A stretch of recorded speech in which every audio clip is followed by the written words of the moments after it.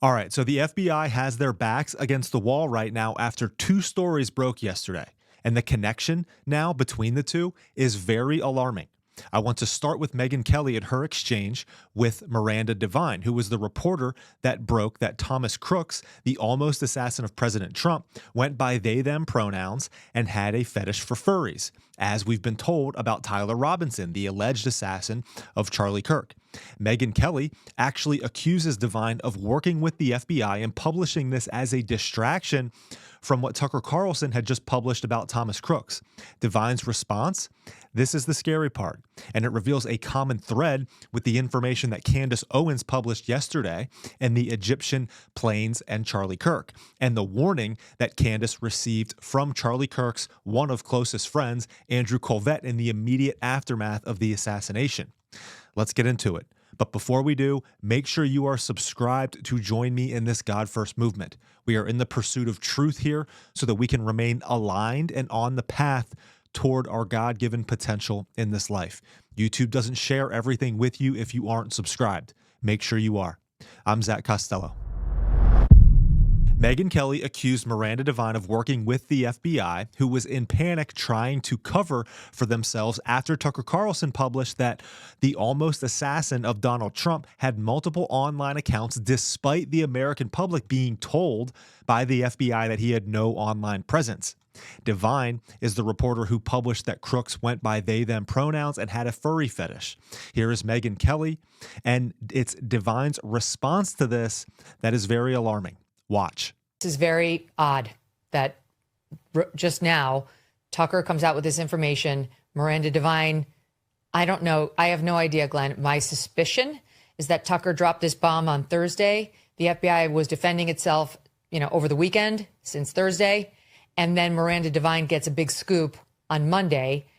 Do not have anything to back this up other than my suspicion that the FBI probably provided this data to Miranda. That's my guess, because she just has excellent sources inside the government. And to me, this almost seems like a head fake, almost like a look over here instead of at what Tucker did, because it's just too coincidental that, as you point out, we've had nothing on this guy, nothing. And now suddenly two big information dumps. Tucker's, he's being honest about exactly where he got it. Then comes this stuff about he's a furry. You tell me, why would the government not have shared that? Like, truly, why wouldn't the FBI have been sharing that, the furry thing, with us? Because this FBI did share that around the Nashville shooter, the young woman who was identifying as male, whereas Biden's FBI wouldn't. But this FBI did share those facts about that shooter. This FBI did share those facts about the Charlie shooter. So I'm a little confused as to what may be going on behind the scenes. Devine responded to this Megyn Kelly video saying that this is false, and her and Tucker have the same source and that the FBI gave her nothing. And here it is. Then she said, the FBI has been nothing but hostile. Megyn responded saying that she was just speculating and then congratulated Devine for great reporting. She then responded again saying this rankled because all I've ever gotten from the FBI, including under Trump, is gaslighting and stonewalling and the occasional irate phone call. So she basically just completely exposed the FBI for hiding this from the American people. The alarming part of this is that the evidence is mounting that the conspiracy, as we've been gaslit to believe, that Crooks had multiple social media accounts, too foreign, as Tucker exposed, was Tran, and his furry fetish led him to different places on the deep internet, was being worked on or influenced to do what he did. My information recall, as I've covered the Charlie Kirk investigation, goes to the FBI whistleblower who stated that these are places that foreign operatives work. And this is something actively being looked into by the FBI in the Charlie Kirk investigation.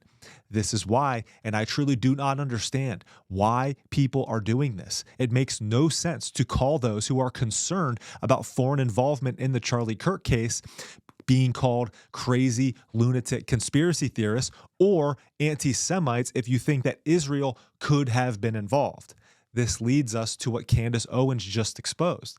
The Egyptian military planes that were discovered to have been in Utah the days before Charlie was assassinated were also found to have followed Erica Kirk around the country in 70 different places, which goes far beyond any statistical coincidence. I'm still trying to wrap my head around what that means. But listen to what Candace reported about the contractors who got off that Egyptian plane in Utah the days before Charlie was killed. I know something else about the Egyptian flights. This time, another mommy sleuth. I learned that oddly, Duncan Aviation, where that plane was transponding from, the FBO in Provo sourced rental cars for these quote unquote Egyptians when they landed a couple of days before this operation. And I didn't just learn that, I actually have the license plates number for 4 of the vehicles that they rented, okay? Honestly, you guys, it brings me great pleasure to deliver this information because now, surely, Tulsi's office can get involved because those darn Egyptians are at it again. Those darn Egyptians. So we know that the Egyptian military planes did not return with the contractors that it brought into Utah on board. We know that these contractors were rented cars. Now, the search is on as Candace found and provided the license plate numbers for 4 of these vehicles. If any of them turn up near UVU the morning of Charlie's assassination, man, things are going to explode, as this would be evidence proving a larger operation was at play in the assassination of Charlie Kirk, which is what most of us are suspicious of anyways. And it's this last clip where Candace calls out Andrew Colvett for what he said to her from the hospital after Charlie was killed. This right here really connects all of these threads of foreign involvement. Watch, and I'll explain.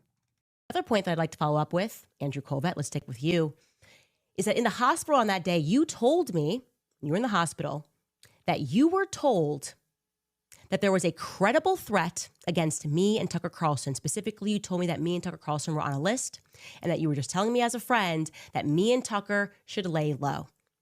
And after you told me that, I ended our phone call and I immediately called Tucker Carlson. And I said, hey, terrified, obviously crying all day, and telling him that he and I have to lay low because there's a credible threat. And it is now really living inside me that you did not tell me who that threat was from. I assumed the feds told you, but I asked you the question, why wouldn't the feds call me directly if there was a threat against my life? No such call has come in.